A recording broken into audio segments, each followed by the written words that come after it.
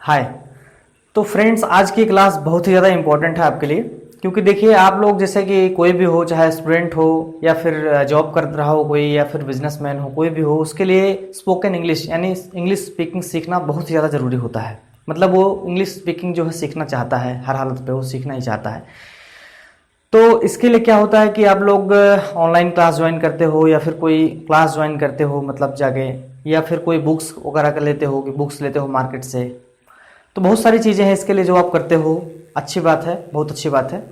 लेकिन होता क्या है, इसका रिजल्ट क्या आता है कि आप जैसे मान लीजिए कोई बुक्स आती है मार्केट में, कोई बुक होती है, उसमें लिखा होता है कि 30 दिन में फर्राटे के साथ इंग्लिश बोलें, या फिर वीडियो होती है उसमें लिखा होता है कि 10 मिनट के अंदर स्पीकिंग इंग्लिश सीखें। पर ऐसा होता नहीं है। आप लोग मतलब पूरी बुक को आप पढ़ लेते हो 30 दिन में, क्या मैं तो मानता हूँ साल भर में, अगर आप साल भर लगा देते हो उस बुक को पढ़ने में, इसके बावजूद भी आप बोल नहीं पाते, स्पीक नहीं कर पाते इंग्लिश। ऐसा क्यों होता है?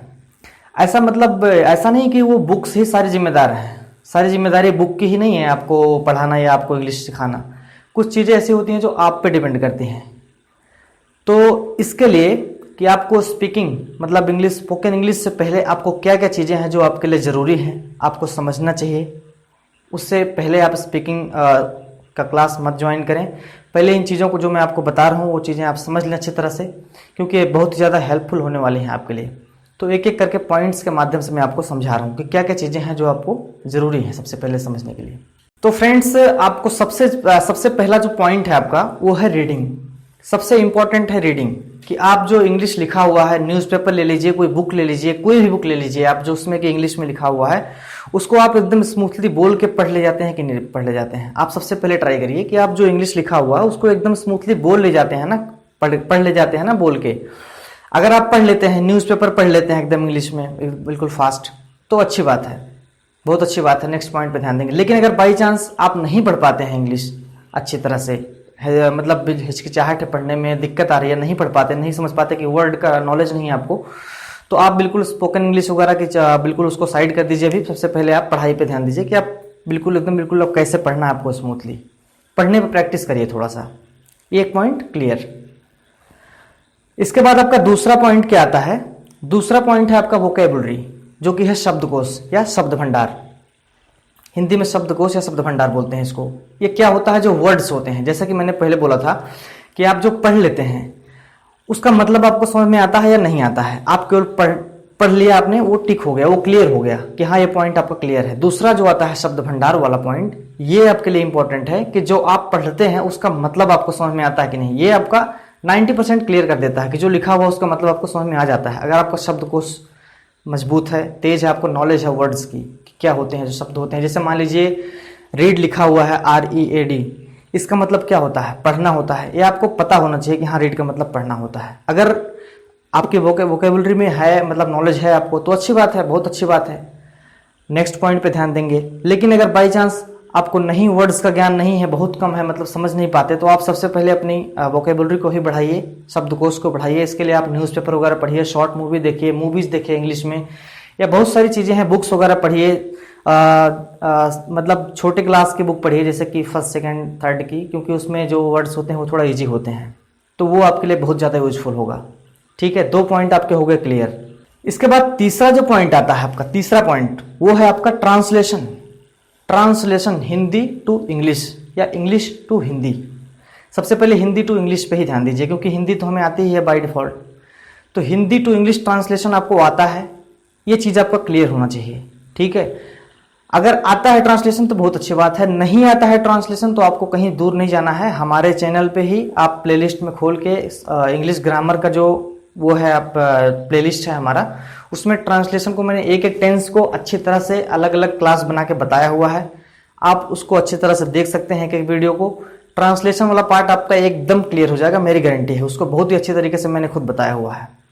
तो अगर ट्रांसलेशन वाला पार्ट आपका क्लियर हो गया तो ये हो गया टिक, ओके, ट्रांसलेशन भी आपका क्लियर हो गया।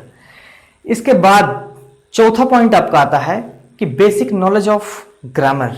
चौथा पॉइंट है आपका बेसिक नॉलेज ऑफ ग्रामर, मतलब जो ग्रामर है इंग्लिश का। देखिए बहुत सारे वीडियो में आपने देखा होगा, बहुत सारी बुक्स में आपने देखा होगा, लोग बताते हैं कि स्पोकन इंग्लिश के लिए कोई ग्रामर की जरूरत नहीं है, ग्रामर को छोड़ दो, बहुत ज़्यादा उसमें मतलब फंस जाओगे आप, ऐसा हो जाएगा वैसा हो जाएगा, दिमाग खराब होता है। तो उसको छोड़ दो। लेकिन ऐसा नहीं है, मैं आपको गारंटी दे रहा हूँ इस बात की कि आप ऐसा बिल्कुल ना सोचें, ना ही उनके बातों में जाएं कि ग्रामर जरूरी नहीं है। इस चीज़ के लिए मैं आपको बता रहा हूँ, इस बात पे आप बिल्कुल श्योर रहिए कि ग्रामर जरूरी है। मैं ऐसा नहीं बोल रहा हूँ कि ग्रामर में बिल्कुल आप मास्टर बन जाइए, ऐसा नहीं बोल रहा हूँ, लेकिन बेसिक नॉलेज ग्रामर का होना चाहिए। अगर ग्रामर का नॉलेज आपको नहीं है तो आप एकदम से स्पीकिंग इंग्लिश जो है कंप्लीट नहीं कर पाएंगे, उसमें आप बोल नहीं पाएंगे अच्छी तरह से, क्योंकि आपको पता ही नहीं है कि आपको बोलना जो है वो किस तरीके से बोलना है। क्योंकि जो शिष्टाचार होता है, मैनर, वो सबसे इंपॉर्टेंट होता है। तो ग्रामर उस चीज़ को बताता है, और इसके अलावा रूल्स बताते हैं किसको आप कहाँ यूज़ करना है, किस तरीके से यूज़ करना है, जो कि एकदम परफेक्ट आप जो बोलना चाह रहे हैं वही उसका मतलब निकले।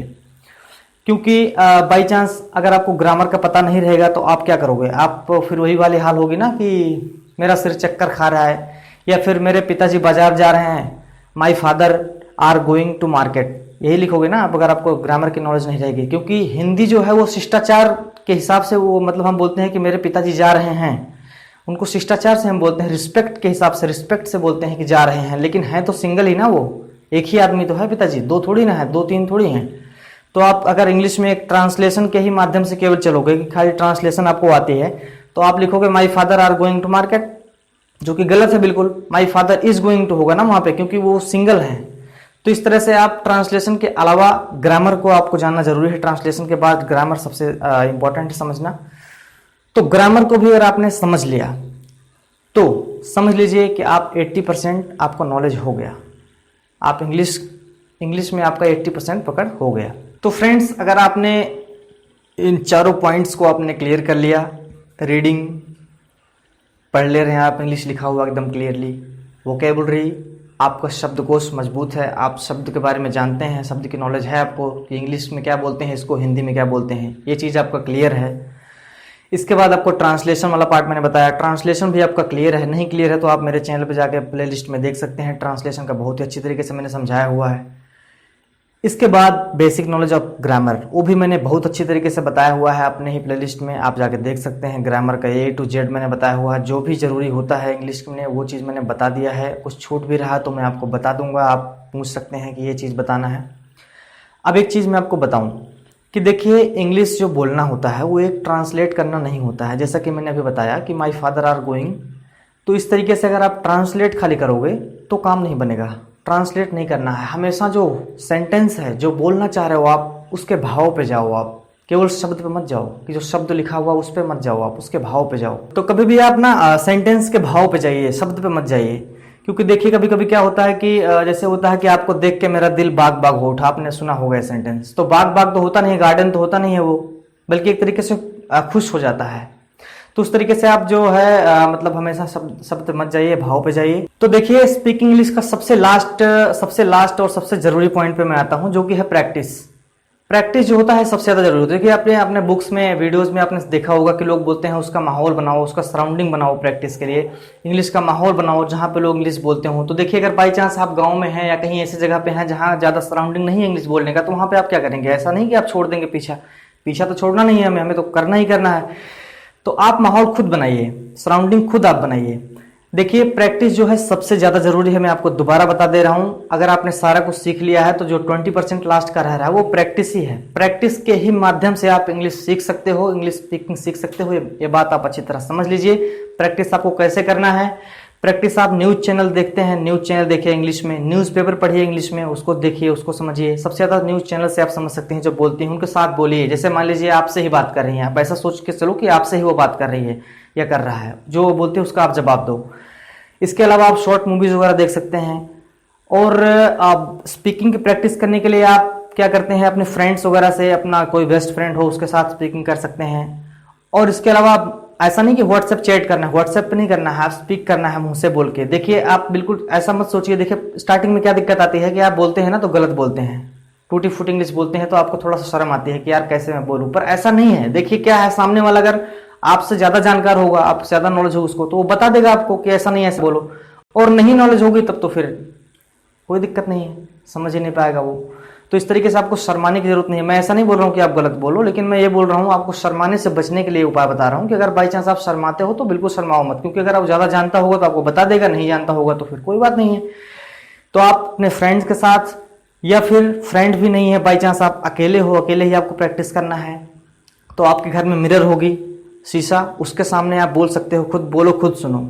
इसके अलावा आप मोबाइल के सेल्फी कैमरे से आप रिकॉर्ड करो, उसको आप बोलो और रिकॉर्डिंग करो और उसको फिर उसको सुनो, फिर रिकॉर्डिंग को आप देखो कि आपने जो बोला वो कितना मतलब फ्लुएंट है, कितना फ्लुएंसी के साथ आपने बोला, कितना अच्छा लग रहा है, या क्या चीज़ें उसमें गलती हैं जो आप उसको सुधारना जरूरी है। इन सब से आपको क्या होगा, ये सब जो है प्रैक्टिस का ही प्रैक्टिस है ये, और प्रैक्टिस सबसे ज़्यादा ज़रूरी है। आप कुछ भी पढ़ लें, कितना भी आप नॉलेज आपका ग्रामर में हो जाए, कुछ भी हो जाए, लेकिन अगर प्रैक्टिस नहीं करेंगे आप तो बिल्कुल भी आप बोल नहीं पाएंगे। इसलिए प्रैक्टिस पे सबसे ज़्यादा आप ध्यान दीजिए। प्रैक्टिस के लिए कुछ और चीज़ें आप कर सकते हैं, जैसे कि एक चीज़ मैं आपको बताऊं, बहुत ही मज़ेदार चीज़ है, जो कि है गूगल असिस्टेंट। आपके पास फ़ोन होगा, स्मार्टफोन होगा, उसमें आप गूगल असिस्टेंट डाउनलोड कर लीजिए और उसको आप सेट कर दीजिए। बहुत ही मस्त चीज़ है, आप एक बार यूज़ करोगे, आपने शायद यूज़ भी किया होगा, लेकिन आपको शायद पता ना हो, तो मैं आपको बता दूं। पता है तो अच्छी बात है, नहीं पता है तो मैं आपको बता दूं कि वो बहुत ही अच्छी तरीके से आपसे बात करता है या करती है। वैसे तो करती है, वो बात बहुत अच्छी तरीके से आपसे बात करती है। आप जैसे बोलोगे एकदम आपको वैसे ही और बहुत ही मतलब गहराई से जवाब देती है। आप एक बार बात करोगे तो खुश हो जाओगे। उससे आप इंग्लिश में बात करिए, गूगल असिस्टेंट से आप इंग्लिश में बात करिए, जो भी आपको आता है वैसे ही बोलो। आप उसको बोलो how are you, what are you doing, कुछ भी बोलो, आप उसको बोलो। गूगल असिस्टेंट को ऑन करके उससे आप बात करो, बहुत अच्छा तरीका है। आप अगर उससे बात करोगे तो मेरी गारंटी है आप जरूर खुश हो जाओगे उससे। इसके अलावा भी आप इंग्लिश के लेक्चर डाउनलोड कर सकते हो। जैसे मान लीजिए कोई काम आप कर रहे हो, वैसा नहीं कि मान लीजिए काम कर रहे हो तो ठीक है काम करो, आप उसका ऑडियो डाउनलोड कर लो, ऑडियो में सुनो, उसको लेक्चर सुनो इंग्लिश में। आप सुनोगे तो और अधिक प्रैक्टिस होगी, आपको किस वर्ड को क्या बोलते हैं आपको एकदम क्लियर होगा, क्योंकि प्रोनाउंसिएशन पे भी ध्यान देना पड़ता है। बाई चांस आप होता कुछ और है, क्योंकि देखिए कैसे बहुत सारे वर्ड्स होते हैं सेम होते हैं, मतलब उसका प्रोनाउंसिएशन होता है सेम, लेकिन आपको इसलिए मैं बोल रहा हूँ ना, वर्ड्स की नॉलेज रहेगी तो बहुत अच्छी बात है। बाई चांस आप कहीं पे होता है राइट लिखा हुआ है, या किसी ने बोला राइट, तो राइट का मतलब दाहिने भी होता है, राइट हैंड होता है। राइट का मतलब ठीक भी होता है, राइट का मतलब लिखना भी होता है। तो जब आपको वर्ड्स का ज्ञान रहेगा तो आप सेंटेंस को सुनने के बाद आप एकदम समझ जाओगे कि कौन सा वाला राइट इन्होंने बोला है। तो इसलिए मैं फाइनली यही बोलना चाहूँगा कि आप प्रैक्टिस सबसे ज़्यादा करिए। स्पीकिंग में प्रैक्टिस सबसे ज़्यादा इंपॉर्टेंट है, इसलिए प्रैक्टिस सबसे ज़्यादा आप करिए इंग्लिश का। जैसा कि मैंने बताया उन सब आप मेथड्स को अपना सकते हैं प्रैक्टिस करने के लिए। तो मुझे उम्मीद है कि इस वीडियो में आपको कुछ अच्छी चीज़ें मिली होंगी। और एक चीज़ और बता दूं, अभी क्या है कि इधर लॉकडाउन चल रहा है, इसलिए मतलब मैंने हेयर बैंड वगैरह लगा रखा है अभी, क्योंकि बालों की कटिंग वगैरह नहीं हो पा रही यहाँ पे।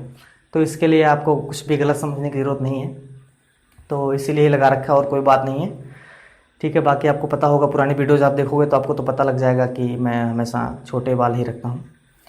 तो अगर वीडियो आपको अच्छी लगी हो तो वीडियो को लाइक ज़रूर करें और शेयर करें अपने फ्रेंड्स के साथ, ठीक है। और चैनल को अगर सब्सक्राइब नहीं किया है तो सब्सक्राइब कर लें।